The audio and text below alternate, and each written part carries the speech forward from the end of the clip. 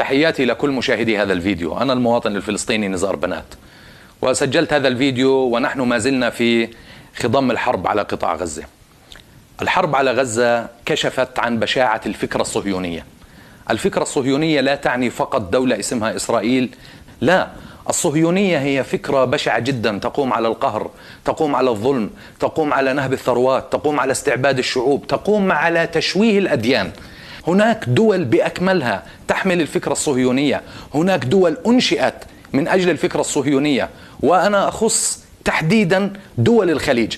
أنشئت هذه الممالك في نفس الفترة التي نشأت فيها إسرائيل بالضبط. لم نعرف من التاريخ يوما أن كان هناك دولة اسمها الكويت أو قطر أو الإمارات أو السعودية، لكنها أنشئت في ظرف تاريخي دقيق، لم تكن محتلة، ونشأت في نفس زمن نشوء إسرائيل وبقرارات متحدة. تفكر أيها الخليجي في واقعك واسأل نفسك هذه الأسئلة وابحث عن إجابات. السعودية هي بقعة جغرافية فيها سكان، تم تسجيل هؤلاء السكان باسم قاطع طريق مجهول النسب في صحراء نجد يدعى سعود. ويعني هذا أمر غريب جدا أن يسجل كل هؤلاء باسم شخص، يعني ألا يخجل السعودي من نفسه؟ بعدين يعني ملوك آل سعود معروف عنهم، يعني هم عبارة عن دمى تضعهم أجهزة استخبارات. لم يعرف عن أي واحد منهم في شبابه إلا الرذائل والأمور القبيحة، وحين يشيب ويشيخ ويصبح غير قادر على عمل شيء يضعونه ملكا للسعودية. لم يرد عن أحدهم أنه أتقن شيئا، حتى الكلام، يعني حتى الكلام لا يتقنونه. انظروا إلى فهد، انظروا إلى أبو متعب. أبو متعب يعني في حالة من النشوة، أحب أن يقلد خطابات الزعماء العظماء فتمخض وباض بيضة يعني مضحكة. تذكرون حادثة الملعب يا سعوديين؟ ونحن نحدي هذا الملعب إلى الشعب السعودي الشقيق.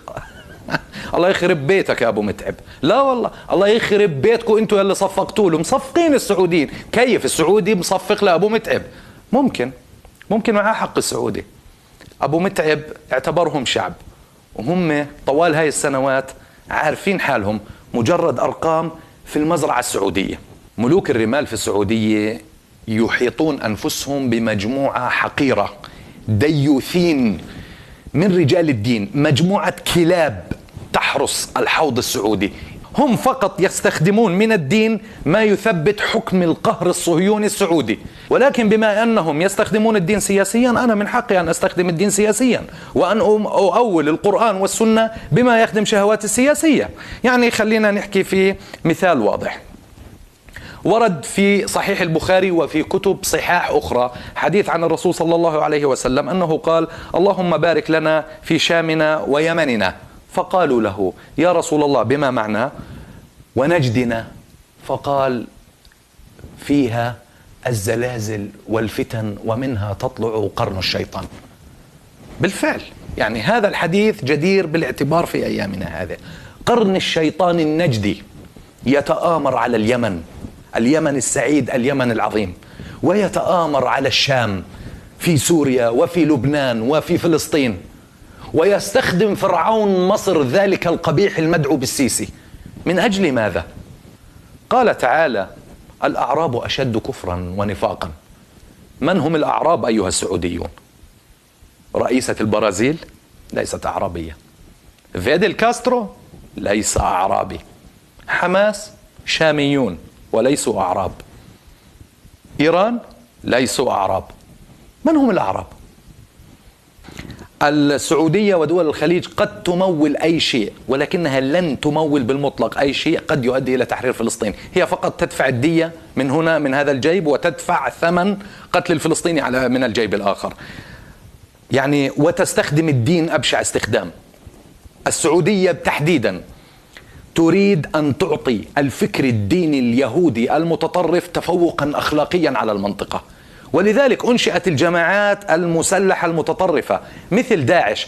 هدف داعش فقط هو أن يجعل المواطن العربي يقول اليهود أكثر رأفة من داعش. دول الخليج تتبادل الأدوار بالنسبة لنا كفلسطينيين، يعني في الوقت الذي تظهر السعودية مخالبها وأنيابها تجاه الفلسطيني، تقوم قطر بدور يعني أكثر رقة.